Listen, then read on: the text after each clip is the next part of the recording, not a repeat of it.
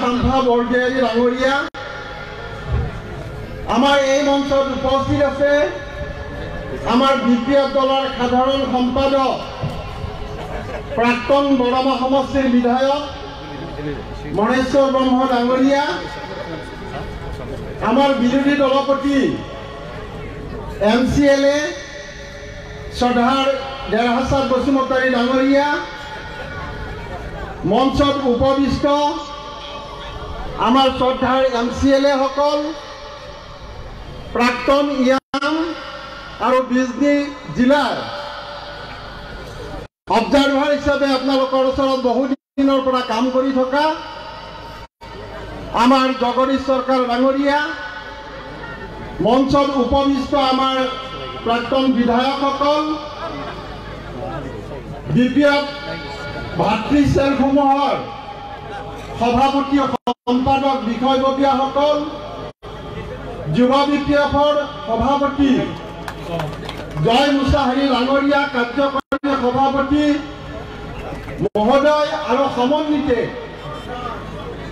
মঞ্চত উপবিষ্ট শ্ৰদ্ধাৰ নেতৃস্থানীয় ব্যক্তিসকল আৰু অতিকৈ মোৰ মৰমৰ চুৰিবাৰী ব্লক বিপিএফৰ উদ্যোগত ইয়াত আয়োজিত হোৱা ইয়াত উপস্থিত থকা মোৰ শ্ৰদ্ধাৰ আই মাতৃসকল, বয়োজ্যেষ্ঠসকল, যুৱক যুৱতীসকল আৰু মোৰ বন্ধুসকল, মই সকলোলৈ ৰাজনৈতিক অভিবাদন জ্ঞাপন কৰিছো যে আজি চুৰিবাৰীত আহি ভাল লাগিছে। আমি বিজনী জিলাই বিপিএফ দলে আমি দুটা সমষ্টিৰ পৰা দুজন MCLA বিপিএফৰ পৰা জিকাবলৈ সক্ষম হৈছিল, হয়নে নহয়? তাৰ পাছত আমাৰ যিটো প্ৰতাৰণা আৰু বিশ্বাসঘাতকতা, তেওঁলোকে বেলেগৰ কথা লৈ এই মহান আৰু আদৰ্শৱান দলটিক এৰি তেওঁলোকে অন্য দললৈ গ'ল আৰু তাৰ পাছতো চুৰিবাৰীৰ জনসাধাৰণ, চুৰিবাৰীৰ জনগণ, বৃদ্ধ বনিতা, যুৱক যুৱতী আজি হিল দল ভাঙি আজি ওলাই আহি আজি পদযাত্ৰাত অংশগ্ৰহণ কৰিছে। আমি ধন্যবাদ দিছো যে আপোনালোকৰ শক্তি আমাক প্ৰেৰণা যোগায়। BTCৰ জনগণৰ স্বাৰ্থত মাননীয় হাগ্ৰামা মহিলাৰী ডাঙৰীয়াই যি সপোন, এই সপোন বাস্তৱত ৰূপায়ণ কৰাৰ স্বাৰ্থত আপোনালোকে সহযোগ কৰিব লাগিব আৰু আজি তাৰ উদাহৰণ আপোনালোকে দাঙি ধৰিছে। আপোনালোকে একেলগে আছে, বিপিএফৰ পতাকাৰ তলত থাকি আজি সংকল্পবদ্ধ হ'ব লাগিব যে BTCৰ যিখন চৰকাৰ চলি আছে ই জনসাধাৰণৰ কাৰণে কেতিয়াও কাম কৰিম বুলি অহা নাই। আজি প্ৰমোদ বড়ো ডাঙৰীয়াই কথাৰ ফুলজাৰি মাৰিব পাৰে, ডাঙৰ ডাঙৰ কথা ক'ব পাৰে, কিন্তু ৰাইজক দিয়া প্ৰতিশ্ৰুতি তেওঁ পালন কৰাৰ কাৰণে চেষ্টা নকৰে। আজি প্ৰমোদ বড়ো ডাঙৰীয়াই আমাক কি কৈছিল? আমি পৰিৱৰ্তন আনি দিম বুলি কৈছিল। কটা পৰিৱৰ্তনটো নহ'ল। পৰিৱৰ্তনৰ নমুনা আমাক কি দেখালা? যে বিপিএফ দলে মাননীয় হাগ্ৰামা মহিলা ডাঙৰীয়াই BTCৰ জনগণৰ যি শাসন ব্যৱস্থা, এই শাসন ব্যৱস্থা আজি প্ৰমোদ বড়ো ডাঙৰীয়াই দিছপুৰত গতাই দিলে। প্ৰমোদ বড়ো ডাঙৰীয়াই কৈছিল নিবনুৱাসকলক আশ্বস্ত কৰাৰ কাৰণে তেওঁ ঘৰে ঘৰে চাকৰি দিম বুলি কৈছিল।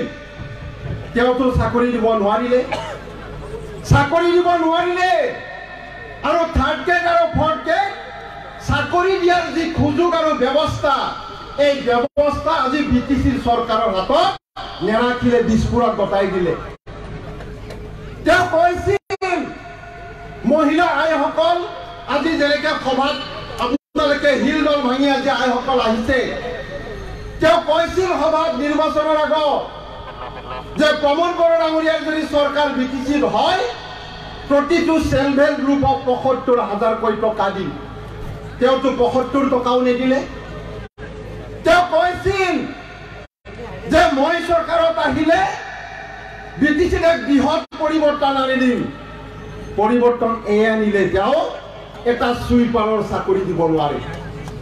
তেওঁ মহিলাসকলক সন্মান কৰিব নাজানে, জাতি জনগোষ্ঠীক সন্মান দিব নাজানে। আৰু এইজন প্ৰমোদ বড়ো ডাঙৰীয়াই আমাক মিঠা মিঠা প্ৰতিশ্ৰুতি দিয়ে যে এক পৰিৱৰ্তন এইটোৱে নেকি? আজি তোমাক দিছপুৰে কি কৰি আছে? আজি পুতুলাৰ দৰে নচাই আছে। খুটাডাল দিছপুৰত আছে। প্ৰমোদক যদি পিছফালে চাব দিয়ে পিছফালে চাই, আগফালে চাব দিলে আগফালে চাই। কিন্তু আমাৰ নেতা বিপ্লৱ দলৰ মুৰব্বী প্ৰাক্তন বিটিচিৰ চিফ যেতিয়া চিফ হৈ আছিল, দিছপুৰক বিটিচিয়ে চলাইছিল।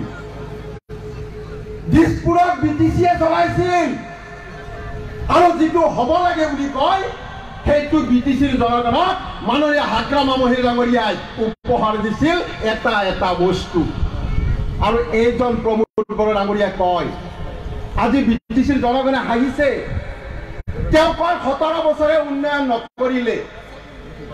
তুমি যিটো ৰাস্তাই দি চাইৰেন বজাই যোৱা সেইটো ৰাস্তাও মাননীয় হাগ্ৰাম আমহি ডাঙৰীয়াৰ বিপ্লৱ চৰকাৰে বনাই দিয়া। তুমি যিখন ইউনিভাৰ্চিটিত তুমি কি ফেষ্টিভেল আছিল? নলেজ ফেষ্টিভেল জীৱনত প্ৰথম শুনিছো আৰু প্ৰথম দেখিবলৈ পাইছো। য'ত তুমি বহি নলেজ ফেষ্টিভেল পাতিছা সেইখন তুমি এবাৰ চাই লোৱাচোন কোনে বনাইছিল। এই বড়োলেণ্ড ইউনিভাৰ্চিটি মাননীয় হাগ্ৰাম আমহি ডাঙৰীয়াই বিপ্লৱ চৰকাৰে বনোৱা। তুমি যি মেডিকেল কলেজৰ কথা কৈ ৰাইজক আগুৱা ভৰি কথা কৈ আছা, এই মেডিকেল কলেজখন কোনে বনাইছিল? এই বিপ্লৱ চৰকাৰে বনোৱা মেডিকেল কলেজখনক লৈ আজি প্ৰমোদ বড়ো ডাঙৰীয়াই ডাঙৰ কথা কয়। তেওঁ একো কৰিব পৰা নাই। শ্ৰদ্ধা ৰাইজ, আমি সঠিক সময়ত সঠিক সিদ্ধান্ত ল'ব লাগিব। যদি আমাৰ সিদ্ধান্ত ভুল হয় তেতিয়াহ'লে বিটিচিৰ উন্নয়ন যেনেকে স্তব্ধ কৰি দিলে প্ৰমোদ বড়ো ডাঙৰীয়াই, পৰৱৰ্তী সময়ত আগন্তুক সময়ত আমি কোনো উন্নয়নৰ ধাৰা দেখিবলৈ নাপাম। গতিকে মই আজি ফুৰিবাৰীত উপস্থিত হোৱা মই আই মাতৃসকলক কৈছো যে মহিলাসকলৰ শক্তি যাৰ পক্ষত থাকে এই দলটো সদায় সফল হয়। আজি আমি যিটো দেখিছো, আই মাতৃসকলে আজি আশীৰ্বাদ কৰক, মাননীয় হাগ্ৰাম আমহি ডাঙৰীয়াক আপোনালোকে আশীৰ্বাদ কৰক যে ১৭ বছৰে বিটিচিৰ জনগণৰ স্বাৰ্থত যেনেকৈ উন্নয়নৰ ধাৰা বোৱাই দি আছিল, আপোনালোকৰ আশীৰ্বাদ লৈ পৰৱৰ্তী সময়ত আকৌ বিটিচিৰ দায়িত্ব লৈ আমাৰ নিবনুৱাসকলৰ সমস্যাৰ সমাধান, আমাৰ বৃদ্ধসকলৰ বৃদ্ধ পেঞ্চনকে ধৰি আইসকলৰ বিভিন্ন উন্নয়নমূলক কাম এই মাননীয় হাগ্ৰাম আমহি ডাঙৰীয়াই যে বিটিচিৰ জনগণৰ স্বাৰ্থত আগুৱাই নিব পাৰে, তাৰ কাৰণে আজি আপোনালোকে আশীৰ্বাদ কৰিব লাগিব। নহ'লে আমি বিপদৰ মুখলৈ গৈ আছো। আজি প্ৰমোদ বড়ো ডাঙৰীয়াই জাতি জনগোষ্ঠীৰ কথা নকয়। যিটো সময়ত প্ৰমোদ বড়ো ডাঙৰীয়াই বড়ো জনগোষ্ঠীক এটা বৃহৎ সিদ্ধান্ত দিছিল যে যেতিয়ালৈকে এখন বড়োলেণ্ড সুকীয়া ৰাজ্য নহয়, প্ৰমোদ বড়ো ডাঙৰীয়াৰ এক বিন্দু তেজ থকালৈকে তেতিয়ালৈকে শান্ত নহ'ব বুলি কৈছিল। মোৰতো সন্দেহ হয়, ইমান বিশ্বাস দিয়া, ইমান প্ৰতিশ্ৰুতি দিয়া বৃহৎ বড়ো জনগোষ্ঠীক আজি প্ৰমোদ বড়ো ডাঙৰীয়াই গ্ৰেপ্তাৰ কৰিলে, ঠগাব পাৰিছে। বিটিচিত কিমান জাতি জনগোষ্ঠী আছে, কাৰ সমস্যা সমাধান কৰিব? বড়ো জনগোষ্ঠীক তেওঁ ঠগাই দিলে, মিছা কথা ক'লে, আৰু আমাক কি সঁচা কথা ক'ব? মোৰতো সন্দেহ হয়। প্ৰমোদ বড়ো ডাঙৰীয়াক কিবা এটা পৰীক্ষা কৰি চাব লাগিব, কাৰণ তেওঁ বড়ো হয়নে নহয় প্ৰথমতে চাব লাগিব। যদি প্ৰকৃত বড়ো সন্তান হয়, প্ৰথমতে নিজৰ জাতিটোৰ কথা ভাবক, নিজৰ জাতিটোক আগুৱাই নিয়াৰ কথা ভাবক, তেতিয়া আমাৰ বিশ্বাস আহিব যেনেকে হাগ্ৰাম আমহি ডাঙৰীয়াই।